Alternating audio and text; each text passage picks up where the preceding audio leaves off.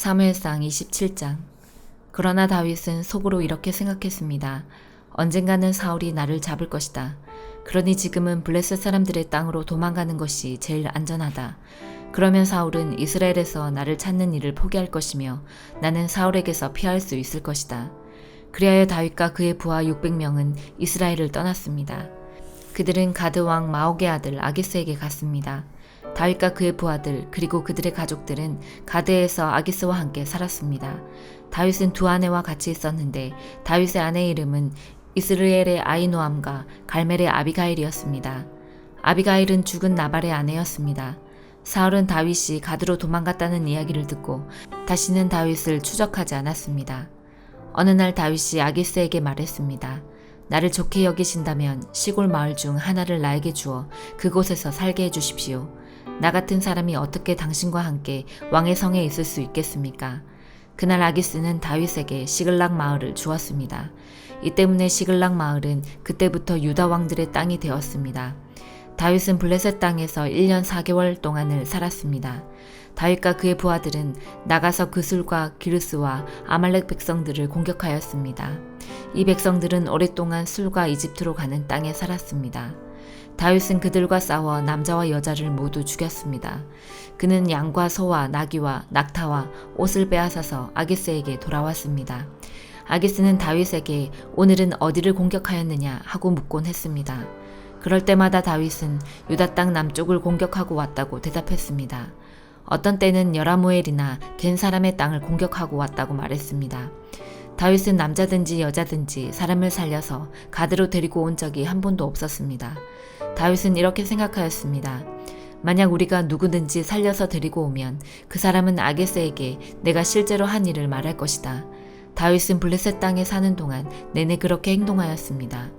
아기스는 다윗을 믿었습니다. 아기스는 혼자 이렇게 생각하였습니다. 다윗의 백성인 이스라엘 사람들이 다윗을 굉장히 미워한다. 그러니 다윗은 언제까지나 나를 섬길 것이다. 고린도전서 8장. 이제 우상에게 제물로 바친 음식을 먹는 문제에 대해 말씀드리겠습니다. 여러분이 우리는 다 지식이 있다고 주장하는 것을 우리는 알고 있습니다. 그러나 지식은 교만하게 하고 사랑은 덕을 세운다는 사실입니다. 어떤 사람이 자기가 무엇인가 안다고 생각하면 그 사람은 마땅히 알아야 할 것을 아직은 모르고 있는 사람입니다. 그러나 그 사람이 하나님을 사랑하면 하나님께서도 그 사람을 알아주십니다. 이제 우상에게 제물로 바친 음식을 먹는 문제에 대해 이야기해 봅시다. 우리는 세상에서 우상이란 아무것도 아니며 하나님은 오직 한 분뿐이라는 사실을 알고 있습니다. 하늘에나 땅에나 신이라고 불리는 존재가 많이 있고 사실 많은 신이 있으며 많은 주가 있지만 우리에게는 아버지가 되시는 하나님 한 분만 계십니다. 만물이 그분에게서 나왔고 우리는 그분을 위해 살고 있습니다.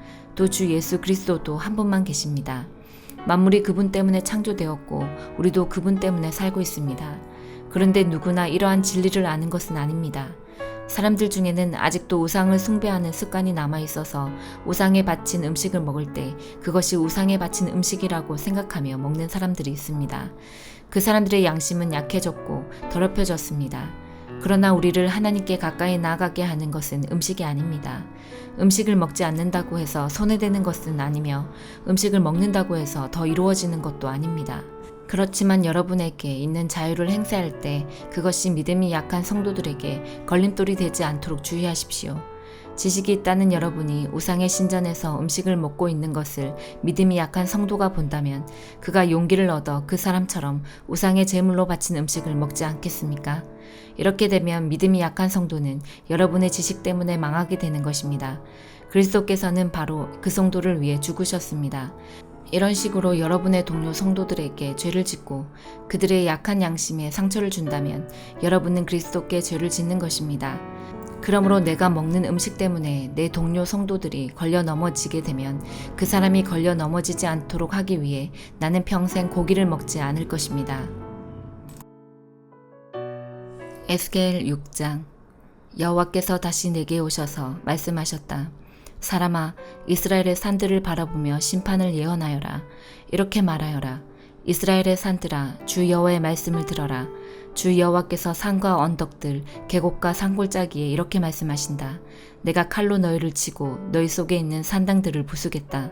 너희의 제단을 부수고 향 피우는 제단을 무너뜨릴 것이다. 내가 우상들 앞에서 너희 백성들을 죽일 것이다. 내가 이스라엘 백성의 시체들을 그 우상들 앞에 늘어놓고 너희의 뼈들을 제단 둘레에 흩어놓겠다. 너희가 사는 마을들이 모두 황무지가 될 것이며 우상을 섬기던 산당은 폐허가 될 것이다. 제단은 무너지고 너희의 우상은 산산조각이 날 것이다. 향 피우는 제단도 파괴되고 너희가 만든 장식품들도 하나같이 없어질 것이다. 너희 백성은 죽어 너희 산중에 쓰러질 것이니 그때 너희는 내가 여호와인 줄 알게 될 것이다. 그러나 내가 너희 가운데 얼마는 남겨두겠다. 칼을 피해 살아남는 사람은 외국 땅으로 흩어져 살게 될 것이다.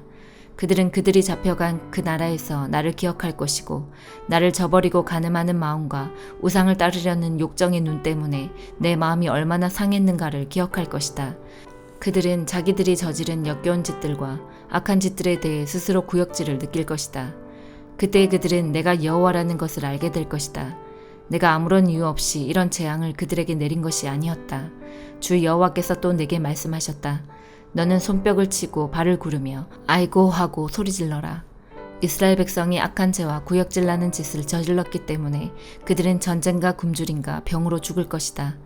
멀리 있는 자는 병에 걸려 죽고 가까이 있는 자는 전쟁으로 죽고 병이나 칼을 피한 자는 굶어 죽을 것이다. 내가 이처럼 내 분노를 그들에게 쏟아붓겠다. 그들의 시체가 제단 주변 우상들 사이에 높은 언덕과 산 꼭대기에 모든 푸른 나무 아래 잎이 무성한 상수리 나무 아래와 그들이 향을 피워 우상에게 제사 지내던 곳에 널려 있을 것이다. 그때 너희는 내가 여호와라는 것을 알게 될 것이다. 내가 손을 들어 그들을 내리칠 것이며 사막에서 디블라에 이르기까지 그들이 사는 모든 땅을 황무지로 만들겠다. 그때 그들은 내가 여호와라는 것을 알게 될 것이다. 시편 44편. 오 하나님, 우리는 우리 조상들이 우리에게 들려준 이야기를 귀담아 들었습니다.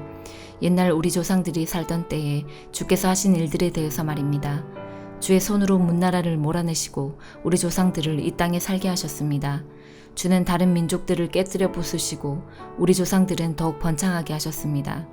땅을 차지하게 된 것은 그들이 가진 칼 때문이 아니었으며 승리하게 된 것도 그들의 힘 때문이 아니었습니다. 주의 오른손과 팔과 주의 얼굴빛 때문에 그들이 땅을 차지하고 승리를 얻었습니다. 이는 주께서 그들을 사랑하셨기 때문입니다. 주는 나의 왕, 나의 하나님이십니다. 야곱 백성들에게 승리를 주셨습니다.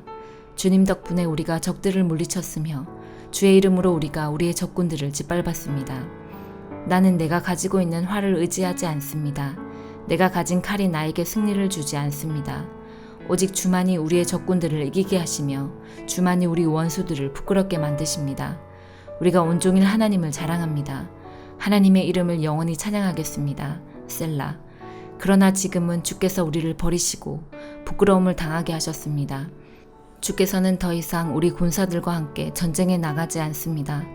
주께서 우리를 원수들에게 쫓기게 하시니 원수들이 우리의 모든 것을 빼앗았습니다. 주께서 우리를 잡아먹히는 양처럼 내버려 두시고 여러 나라 가운데 우리를 흩어 놓으셨습니다. 주는 주의 백성을 헐값에 파셨습니다. 아무런 이익도 없이 내다 파셨습니다. 주께서 우리를 이웃 나라들에게 조롱거리가 되게 하시니 그들이 우리를 깔보고 비웃습니다. 주께서 우리를 다른 나라들의 농담거리가 되게 하시니 그들이 우리를 향해 고개를 젓습니다. 내가 온종일 부끄러움을 당하고 삽니다. 창피해서 얼굴을 들 수가 없습니다. 왜냐하면 나를 비웃고 업신여기며 내게 복수하려는 원수들 때문입니다.